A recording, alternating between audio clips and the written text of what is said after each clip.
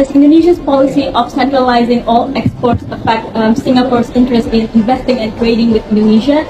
And our access to Indonesia's exports will continue to flow freely. And that is one of the reasons why we have been discussing on this strengthening supply chain resilience between Singapore and Indonesia. From the colonial era to the present day, Indonesia has been pressured to export raw materials like nickel, coal, and timber to satisfy the voracious appetite of European industries. This lopsided relationship has perpetuated a cycle of dependency and economic subjugation, where Indonesia is relegated to the role of a mere supplier of raw materials.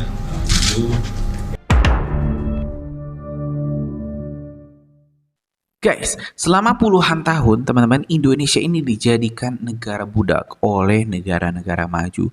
Ini harus kita akui, teman-teman, karena sejak Indonesia berdiri, kita belum pernah memproduksi produk-produk canggih. Jadi kita hanya dijadikan pertambangan, perkebunan kasar bagi negara-negara lain. Contohnya saja, teman-teman, ketika Indonesia kemarin di era Pak Jokowi ingin melakukan hilirisasi, itu Indonesia menghadapi banyak sekali tuntutan dari Eropa lah, dari Singapura, dari Amerika, yang memang negara-negara tersebut tak mau Indonesia maju. Karena sekalinya Indonesia maju dan bisa memproduksi teknologi-teknologi canggih, maka negara-negara lain itu bakal ketar-ketir. Kita lihat saja, di Indonesia itu produsen mobil, motor, kebanyakan dari Jepang kan. Kita bisa bayangkan kalau misalnya Indonesia berhasil memproduksi kendaraannya sendiri, maka ya produsen-produsen besar dari Jepang bakal gulung tikar. Karena ya pasar terbesar Asia Tenggara itu ada di Indonesia. Nah, Indonesia juga mau hilirisasi nikel. Nikel sekarang itu sangat dibutuhkan, bahkan di Eropa itu berebut, teman-teman, ingin membeli nikel. Nah, Indonesia nggak mau menjual nikel dengan bentuknya mentah, ingin dijadikan dulu kendaraan listrik, ingin dijadikan yang minimal diolah, teman-teman, jadi baterai EV. Dan Eropa langsung menggugat Indonesia, bahkan mendiskriminasi salah satu produk unggulan Indonesia, yaitu kelapa sawit. Nah, hari ini teman-teman, Pak Prabowo dalam salah satu pidato kenegaraan yang menyebut bahwa asing saat ini ingin memporak-porandakan Indonesia, bahkan mengadu domba Indonesia. Ya, salah satunya dengan ini membayar para antek-antek asing untuk mempengaruhi masyarakat, menggiring opini terkait pemerintahan Pak Prabowo. Ya, teman-teman, kita hari ini bakal mendengarkan secara langsung pidato Pak Prabowo terkait ini. Pak Prabowo menyebut siapa saja si antek-antek asing ini. Wah, ini langsung disebut langsung oleh Pak Prabowo. Oke deh, yuk kita simak informasi selengkapnya. Does Indonesia's policy of centralizing all exports affect Singapore's interest in investing and trading with Indonesia? With regard to export policies of individual countries, I think the situation and the environment are different. Every country has their own concerns and their priorities. And Singapore will work together with Indonesia to ensure that Indonesia continues to be an attractive investment destination for Singapore and our investors. We will continue to also work with Singapore businessmen to find a way to work with Indonesia to make sure that our exports to Indonesia and our access to Indonesia's exports will continue to flow freely. And that is one of the reasons why we have been discussing on this strengthening supply chain resilience between Singapore and Indonesia. From the colonial era to the present day, Indonesia has been pressured to export raw materials like nickel, coal, and timber to satisfy the voracious appetite of European industries. This lopsided relationship has perpetuated a cycle of dependency and economic subjugation, where Indonesia is relegated to the role of a mere supplier of raw materials. Continue to be strengthened. Take nickel, for example. Indonesia is the world's biggest producers of nickel ore, a vital component in the production of stainless steel and electric vehicle batteries. European industries rely heavily on Indonesian nickel to fuel their manufacturing processes and maintain their competitive edge in the global market. However, this reliance comes at a cost to Indonesia, which often receives low prices for its raw materials and sees little benefit from their value-added production elsewhere. President Joko Widodo at the State Palace in Jakarta on Friday, December 2, 2022, said, "Be careful. In the past, during the VOC era, there was something called forced labor, and there was also something called forced cultivation. In this modern era, forced exports have emerged, a new way of colonialism that we are forced to export. The pressure to export raw materials to Europe has had profound implications for Indonesia's economy and environment. While European industries reap the rewards of Indonesian nickel, local communities bear the brunt of environmental degradation and social upheaval caused by mining operations. Moreover, Indonesia's economy remains vulnerable to fluctuations in global commodity prices, leaving it at the mercy of external forces beyond its control. Of Indonesia, a gavel or a hammer, if you want. This was a symbolic gesture, of course, in view of Indonesia taking over officially the presidency in 2023. So I now invite... This unequal relationship underscores the persistence of modern colonialism, where power imbalances and economic exploitation continue to shape global trade dynamics. European countries, with their economic might and historical legacy, wield significant influence over resource-rich nations like Indonesia, dictating terms and extracting wealth to sustain their own prosperity. However, the tide may be turning. With the rise of economic nationalism and calls for greater resource sovereignty, countries like Indonesia are beginning to push back against the forces of modern colonialism. Initiatives like Indonesia's nickel ban signal a growing desire to assert control over its resources and demand fair treatment in the global marketplace. Bahwa kemitraan kita tidak semuanya baik-baik saja. Banyak perbedaan yang harus kita selesaikan. Oleh sebab itu, jika ingin kita membangun sebuah kemitraan yang lebih baik, maka kemitraan harus didasarkan pada kesetaraan. Tidak boleh ada pemaksaan.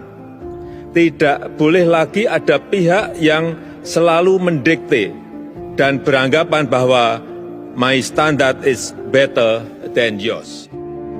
Pemimpin-pemimpin kita ratusan tahun diadu domba. Diveda et impera. Apakah negara kita tertib atau tidak?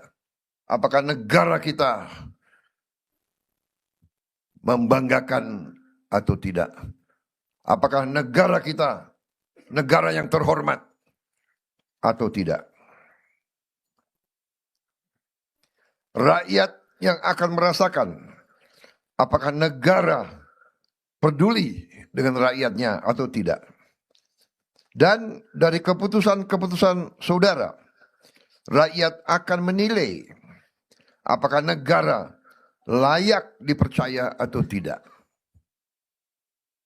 Itu beratnya tugas dan tanggung jawab seorang pamong praja. Karena itu, bekerjalah dengan sebaik-baiknya. Kalau saudara bekerja dengan baik, rakyat akan semakin percaya dan semakin cinta kepada negaranya. Tapi kalau saudara mengecewakan rakyat, yang rusak bukan hanya nama saudara, melainkan yang rusak adalah kepercayaan rakyat kepada negara. Saudara-saudara, kita mempunyai cita-cita yang besar.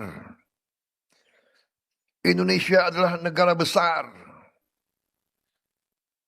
Dari jumlah penduduk kita negara keempat terbesar di dunia. Luas wilayah kita sama dengan 27 negara Eropa. Negara kita sangat luas, sangat besar. Dan sekarang kita semakin yakin betapa kayanya negara kita. Karena kayanya ini, negara kita ratusan tahun jadi sasaran bangsa-bangsa lain. Mereka datang untuk mengambil kekayaan kita. Saudara-saudara, banyak pemimpin-pemimpin kita ratusan tahun diadu domba. Diveda et impera. Pecah belah dan berkuasa. Itu adalah hukum mereka. Itu adalah ilmu mereka. divida et impera. Pecah belah. Pecah belah antara suku. Pecah belah antara agama. Pecah belah antara ras. Pecah belah antara kelompok etnis.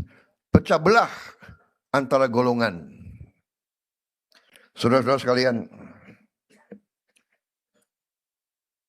untuk sebuah negara kuat dan berhasil, negara itu memerlukan suatu pemerintahan dalam negeri yang unggul,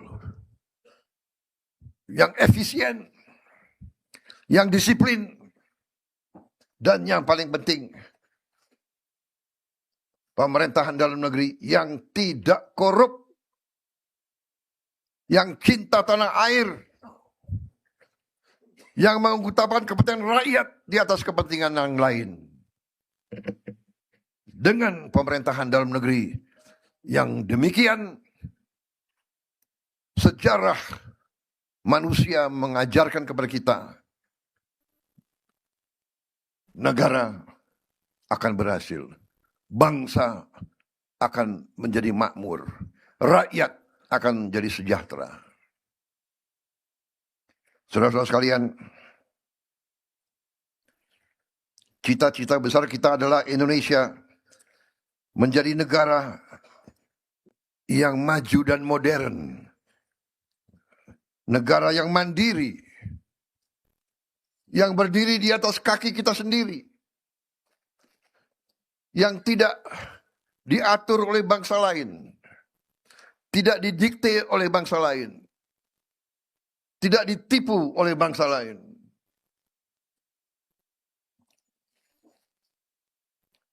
Kita ingin melihat rakyat kita hidup dengan baik, hidup dengan sejahtera. Setiap warga negara merasa aman. Setiap warga negara mendapat penghasilan yang layak dan cukup. Tidak ada di antara rakyat Indonesia yang lapar. Tidak ada anak-anak Indonesia yang tidak bisa sekolah. Tidak ada warga negara kita yang tidak bisa dapat pelayanan rumah sakit bila perlu. Tidak ada di antara rakyat kita yang tidak tinggal di rumah yang layak. Itu cita-cita kita. Itu perjuangan kita. Itu nanti tugas saudara-saudara sekalian. Cita-cita besar itu di ambang keberhasilan. Semua pakar dunia meramalkan 25 tahun lagi Indonesia menjadi ekonomi keempat di dunia. Keempat di atas Prancis, Jerman, Inggris. 25 tahun yang akan datang, saudara-saudara yang akan menjalankan pemerintahan yang sebenarnya. 25 tahun yang akan datang, sebagian dari saudara akan jadi gubernur. Mungkin di antara saudara akan berdiri di podium ini.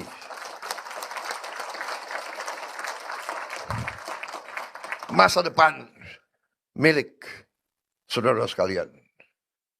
Kami di sini bekerja, mengabdi untuk membuka jalan bagi saudara-saudara sekalian. Saudara-saudara adalah anak-anak kami yang kami siapkan untuk menjaga republik ini setelah kami sudah tidak ada.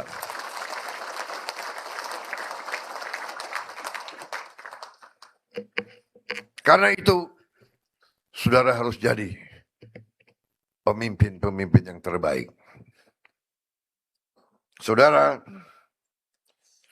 adalah penggerak birokrasi pemerintahan, penentu keberhasilan pembangunan di lapangan. Saudara, gagasan yang paling besar, rencana yang paling besar, kebijakan yang paling baik tidak dilaksanakan di lapangan.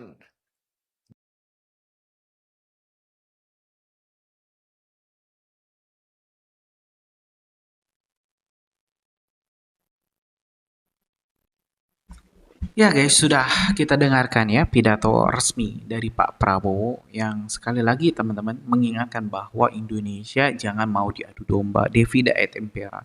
Jangan rakyat Indonesia teman-teman diadu domba dengan pemerintah karena yang sebagian kelompok memang dibayar untuk membuat kegaduhan, apalagi teman-teman yang membuat rakyat tidak lagi percaya dengan presiden dan juga pemerintah. Gimana menurut kalian setelah nonton video barusan? Punya pendapat lain? Coba tulis di kolom komentar, kita bakal diskusikan. Terima kasih. Assalamualaikum warahmatullahi wabarakatuh.